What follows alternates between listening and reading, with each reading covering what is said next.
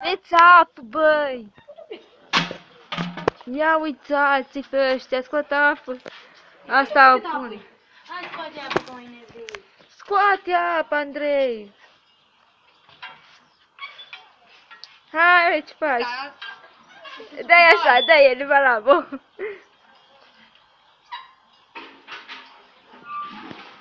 Hai, acum vedem ce apă scoate, Andrei. Fii atent. Apă împuțită. Hai, bre! Hai că ne sădi dracu pe alții.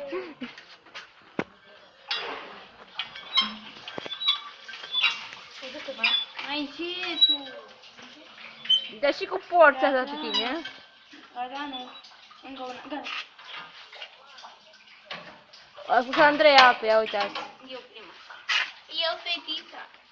Tu. Trebuie să spălăm că voi uite Irina. E Irina, normal.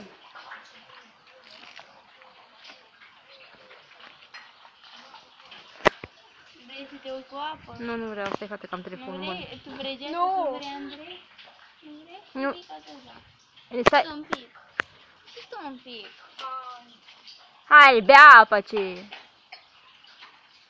Aștept.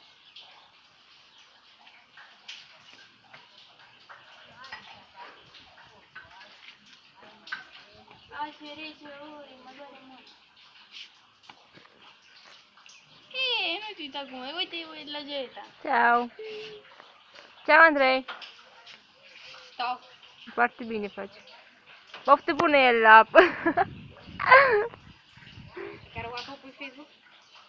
Normal că pun. Cine te pun? Hai, pe apă. Care dintre fete mai bea? Eu nici nu vreau.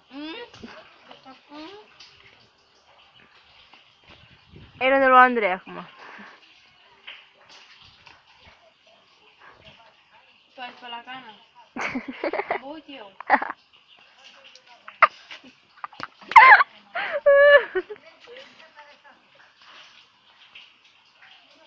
Vine baba?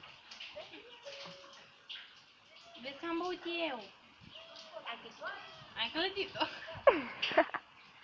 Ceau, Eli. Și telefonul. Ceau, am zis. Ceau.